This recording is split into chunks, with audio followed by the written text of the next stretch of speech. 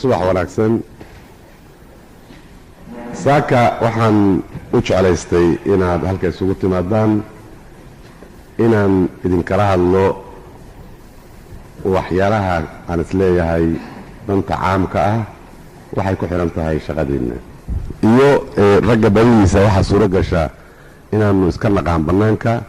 laakiin cadaalada ragga haya in haddana aanu wejiga iska baranno anigu inaan barto waxaa suuro gasha iyagu intooda badano inay yaqaaneen saad u tihiin dowladdu waxay ka koobantaa xubno badan oo xubnahaas badan mid walba haddii ay hawsheeda sida xalaasha u haysato dowladnimadii markaas ay suuro geli karto xubinta adinku aad haysaan waxay ka mid tahay xubnaha qiimaha dheer u leh dowladnimada suurowgeeda haddii aynan jirin ama aynan caafimaad qabinna ay dhici karto dowladnimadaasu mid magaca inay noqoto haddaynu maskaxdeenna dib ugu noqonno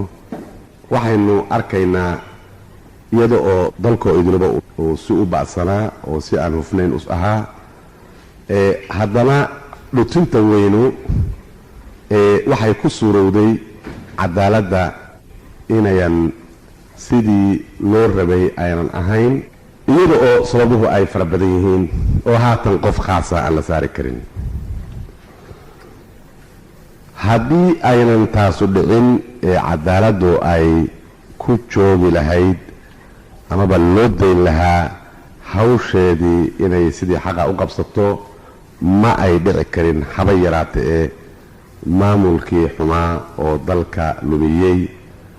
dibna u dhigay hore u socodkii adduunkoo idil jiray taa waxaan u leeyahay haddeed wixii xunuuba sharci baa yaa ku fadhiya oo sharci baa jira baab qaban hayaa jira haddee baabkii haddii lagu qabto waxay la tahay tuuga ma dhacdeen laaluush ma dhaceen waxa haatan loo baxshay musuq maasuq ma dhaceen waxa saad u og tihiin nimankii khabiiriinta ahaa ay ugu yeereen waa siyaasaddaa doonaysa oo beenta ahaana ma ay dhaceen wixii siyaasadu doonayso iyo waxayn doonayninna waa kala caddaan lahaayeen haddii sharcigu sidii loo soo dejiyey ama aynu kitaabada ugu dhigannay usu fuli lahaa taa yacni waxaan idinka xusuusinayaa habowgii hoggaanka dalku ishabaabay hooyadiisii waxay ka mid ahayd ama waxayba ahaydba sharciga oo shaqadiisii aan qabsanin waxaa isweydiisla marka habowgaasu maxaa u sabab ahaa ma ragga qaaliyaalka ayaa u sabab ahaa mise waxaa u sabab ahaayeen siyaasigii mise waxa u sabab ahaayeen nidaam xun oo dhashay maxaa u sabab ahaayeen waxaan odhan karnaa markaa sababuhu waa badan yihiin haddaba si aanan midna waxba ugu dhimin waxay ku hagaagsan tahay sababtu si kastaba ha ahaadeene cadaaladdu sidii qumanayd uma aynan fulin wuudadii aynu soo dhaafnay maanta taariikhdeennu meel dheer bay ka soo bilaabatay laakiin 21 oktoobar waxay furtay baal cusub maanta baalkaas cusub ayaynu wax ku qornaynaa isaguna waxa weeye wax walba dhabbihii xalaasha ahaa inay ku fulaan cadaaladdu waa inay ku fushaa qolada sharciga samaysaa waa inay ku fushaa qolada shaqada maamulka dowladduna waa inay ku fushaa shicbiga soomaaliyeed waa inuu ku fulaa nin shaqaaluhu waa inuu ku fulaa beerleydu waa inay ku fushaa xoolo dhaqatadu waa inay ku fushaa dadka tacliintu waa inay ku fulaan nin walba waddo cad buu leeyahay waddadiisa waa inay ku socdaan taasu waxay marka suuro gelinaysaa dad qoom ah oo dowlad ah oo socda oo sharaf leh inaynu noqonno yay suuro gelinaysaa haddii qolaba dhabbaha xaqa ay ka leexato oo u weydaarato qolada kale dhabbaheeda wax walba markaa waa markay isku qasmahayaan kadibeedna waxay dhalaan ay tahay xumaan iyo musuq maasuqii foosha xumaa waxaan leeyahay marka bacdama intii revolutionka us dhacay amaba dadka salabka sida ay xukunka dalka la wareegeen iyo intay dawladda dhiseen intaba aynan suuro gelin adinkoo qaasa inaan idin la hadlo saaka yacni sababteedu taas bay ahayd saaka ururkeennu ama aniga ujeedadeedu waxa weeye mas-uulkii aad lahaydeen dhabarka inaan idinka saaro wax marmarsiinyaa oo suuro galaana inaynan jirin mas-uulkaasu waxa weeye xubinta lafdhabarka ah xubnaha badan oo dawladdu ay ka koobanto adinka haysaan qaaliyaalka yaa hayaan meel kastaba ha joogeen shuruucdii waddanka lagu wadi lahaana giddigood waa dhigan yihiin oo mid aan oolino ma jiro ama ha noqdo midka casriga ha noqdo ama midka sharciga ha noqde mid aan dhignayno ma jiro waxaan idin weydiisanayaa inaad fulisaan sharciga oo sida xaq aad u fulisaan waxaa caadada adduunka ama taariikhda aan ka akhrisan jirnay ama haddaanu dalalka adduunka aanu marno aanu la kulannaa munamentooyin waaweyn ama yacni sawirro waaweyn oo muxuu ahaa meelaha caasimadaha dawladaha hore u kacay ka dhisan oo ay u dhisan yihiin niman qaaliyaal ah oo geesiyaal ahaayeen oo la dagaalamay shubada ama laaluushka oo la dagaalamay cadaalad xumada oo la dagaalamay xataa madaxdooda oo ka hor istaagay dadkoodu amaba dalkoodu inuu waddo xun qaado oo iswaayo nabadgelyo ama cadaalad iswaayo annagu xaq baanu u leenahay raggaasu inay naga soo baxaan ku dagaalama cadaaladda geesiyaala aan ka baqin damaaciga adduunka kuwa hor istaaga tii xumayd oo qolada ahayd oo lala ordi jiray hor istaaga kuwa cabsi geliya hor istaaga waanu u baahanaa annaga naftanadu waana adinka hadda saaka iyo hor fadhiya ragga ku duuli karaa qiirada caynkaasa oo marka sharaf wanaagsan soo hoysan karaa mid haddii laydin fiiriyo adinka oo sharfaaya qaaliga ninka la yidhaahdaa qiimaha uu leeyahay ragga cadaaladda maamula qaarkood laakiin annagu kulli baan u naqaanaa ninkii haya muxuu ahaa cadaaladda fulinteeda mas-uulkeedu uu saaran yahay oo idil baanu u naqaanaa saa yacni waa u baahan tahay soomaaliya inay hesho wiilal noocaas ah oo taariikhda adduunka ah wax badan baan aniga naftaydu la kulmay ama akhristay qaali aad iyo aad looga baqo laakiin baqdintaasu ayaan ahayn inuu dad uleeyo baqdintaasu ayaan ahayn inuu muxuu ahaa wax kaleeta sameeyo laakiin haybadiisa laga baqo ka timid naqidda uu naqahayo sharciga oo uusan marnaba ugu asxaanfalaynin oo turjubaan xaq ah keliya waxaan idinka rajaynayaa baalkii cusba oo taariikhda soomaalidu ay ka bilaabatay aniga oo tixgelinhaya ama adinka oo ka bilaabahaya in aad shaqadiinna u gudataan sida fiican geesinimada ah wadaninimada ah islaamnimada ah waan sheegay maalin dhoweydna haatanna waan idinku celinhayaa annagu haddaanu nahay dadka sulubka sida ama hubka sida amaba guddiga sare oo muxuu ahaa revolutionka ka kooban ma doonayno inaad dadka noo xirtaan bilaash ma rabno annaga waxaanu dagaalkanagu uu ka koobmay cadaalad xumada inaan la dirirno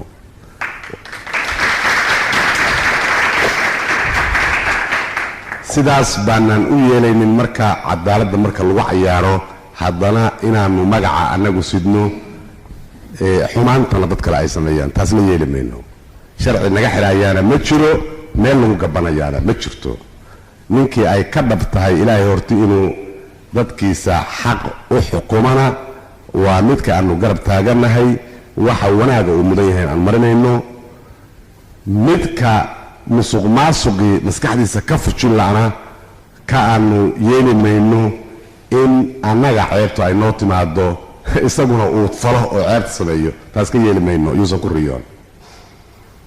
taas waxay inoo kala dhigaysaa haddii kalsooni shaqadaada inaad ku qabsato ma rabno inaad naga baqdo ma rabno sekretariga cadaaladda inaad ka baqdo ma rabno inaad qolo kale ka baqdo damiirkaaga inaad ka baqdo waddankaaga inaad ka baqdo ilaaha inaad ka baqdo oo xaq aad marka ku fuliso taas baan kaa doonaynaa waxaanu doonaynaa inaad shaqayso oo saacadda u dhigan dowladda waxaa weeye halka saac ama 7 nin walba si u yaqaan in shaqada la tago in saacadda qayiman iyadana oo go'aan laga baxo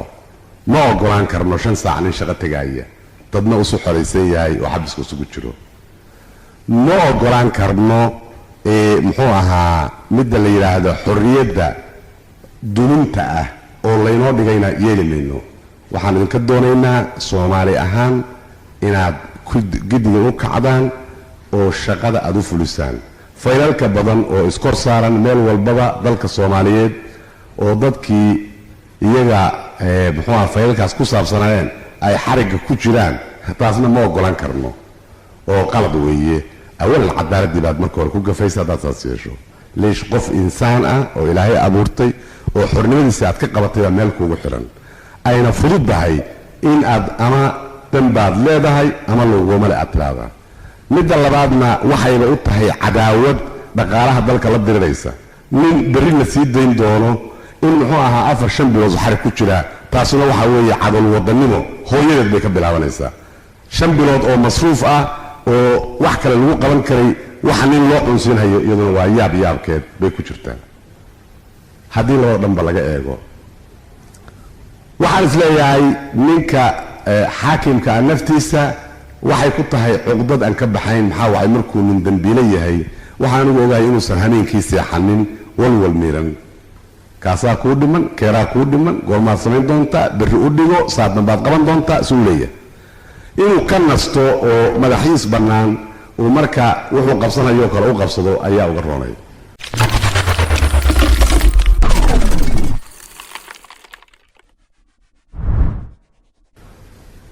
waxaa hor fadhiya madaxweyne maxamed cali sharmaan haddii ay u yaraato 2 sanadood ayuu hayaa xukuumadda militariga fulay baa la yiri nin dhintiya nin dheer buu mara gashada xakaamada militarigana anaa madax u ahaa weydiiyo weligay nin sii daaynaanay markii aan shiriyo xakaamada militariga wixii aan kala dardaarmi jiray waxay ahayd ha ka baqin cadaaladda haddii ninka laga gardaraya askariga siida haddii lagu garleeyahay shicbiga iyo wadanka ka khayroon xir saas baan oran jiray weligay nin sii daamadeen u yaree ma dhihin ha laga daayo ma dhihin ninkii aad ku maqasho iisoo sheeg anaa xirayo isaga baan oran jiray macnaheedu waxa weeye waa inaan aaminsanahay cadaaladda leesh sharcigu waa inuu ka sarreeyaa nin kastaba ma aha sharciga in ragga qaarkii ay ka sarreeyaan oo ismoodaan ama markay xoogaa xoolaa leeyihiin ama markay boos hayaan inay sharciga ka sarbarayaan been weeye sharciga nin karbaray ma jiro taas waxa weeye qaraabka waddanka marka uu socdo markii sharcigu uu hoos maro oo nin us yiraahdo hadda sharciga nin baa sameeyay ama maan sameeyo sharciga nin baa sameeyay laakiin wada xalaala oo quman oo dhabayaal badan leh oo laga fiirsaday baa loo sameeyay waxaan loo sameeyay maslaxadda caamka ah ninka xulna in lagu qabto oo khaaska ah kaligiisa caamiyadana nabadgelyadooda iyo maslaxadooda in lagu daafaco marka nin kaliya marka see ku samayn kara kii laga gaashaabanayo sharciga loo sameeyay isagii weeye see ku bedeli kara ta nacam sharcigu waa inuu dul jooga isagu taas yani waxaan ka wataa aniga oo hawl wanaagsan idinku ducaynaya haddana sharcigii waa inuu sarmaraa ninka laakiin naqahaya naftiisu waa inuusan u qaadan mar hadduu isagu naqahayo sharcigii inuu yahay isagu sharciga ma aha waa ka turjumaanaya keliya waxaan ku cilmi leeyahay in dhibaatooyin badan adinka naftiinu aad la kulmaysaan oo cadaaladda lagu goynaysaan inay dhici karto dhaqaalaha inaad ka cabataan qoladiina tanu oo aan la socday waxaa dhici karta inaad meeshii wax lagu xukumaya aad ka cabataan oo aan fahmi karo waxaa dhici karaa wixii wax lagu xukumayay oo alaabo ahaa oo suuro gelinayay xakaamaddu inay hagaagto inaad ka waxaysan tihiin waa dhici kartaa laakiin soomaalida waxay ku maamaadaan nin walba taagtiis baa qodax ugu tagtaa awoodeennu hadday inoo diido sharcigeenna waa inaynu ku goosannaa ama ku guddoominaa geedka hoostiisa ma jirto sabab aynu odhan karnaa waxaa maqan miis qurux badan oo ballaaran kuraas buu qurxa badan kuwaabaa maqan marka sharcigii socon maayo no taas waa inayn dhicin waxa wax lagu xukumaa waxa weeye aqoonta sharciga oo ninkii sharcigii fulinhayaa ay lagama maarmaan tahay nin u qalma inuu meeshii joogo midda labaadna waxa weeye niyo wadaniga inuu leeyahay midda saddexaadna in uu fahmahayo cadaaladdu waxa ay tahay iyo xubno kaleeto oo badan intaa hadday joogto kursigu waxba lama maqna waa ay habboon tahay in waraaqihii buugagii qalimadii qaddii kursigii xafiiskii gaarigii reerkii inuu isku rakibaya waa fiicanta laakiin haddii la waayo oo awoodda waddanku isgaari waayo adiguna waa joogtaa aqoontiina waa leedahay ummaddiina inaad kala saartaa lagaa doonaya intaba marka waad heli kartaa waxaan rajaynayaa inaynu marka kala aanu hubsanno mar walba inaynu tixgelinno dalkeennu muxuu dhali karaa wixii inaga maqano maxay inooga maqan yihiin haddii awalto aynu saaraynay maamul xumo ballan baan idinka qaadahayaa maamul xumo wax nalaga xada maahe waxaanu annagu guddoominay inayan jiraynin wixii naga xadana ragga ku shaqalow hadday ku qabtaan inaan laga daba tegayn oo noo siidaa waa qaraabadanada inayan yeelaynin kuwaasna adinkaan idiin keeni doonaa waxaan rajaynaynaa xukunkooda inaad marisaanin waa kuwii naga xadaa annaguna saasaan u guddoominaynin waxaan ku soo koobahayaa dadka inkasta oo aad sharcigii ku jirtaan oo sharciga dadkii madaxda u aad tihiin annaan ka xumahay inayan suuro geli karin halka in lagu soo urursho qaaliyaalkii waddanka balse aan hubo adinkuba aad u warrami doontaan annagu waxaanu suuro gelsiinaynaa haddii alla idmo aniga iyo revolutionary councilba ama armed forces in aan annaguna annaan ku joorfalin annaana u ogolaan qolo ku joorfalaysa sharciga adinkana waxaan idinka rajaynaynaa ka turjubaanida sharciga aanu kuna tashanayno in aad muxuu ahaa wax ka qabanaysaan anigu waxba ka sheegi maayo hadallo badanoo lagu hadlo laakiin caqli iyo faham adinkaan idin daynaya wasalaamu calaykum waraxmatullahi wabarakatu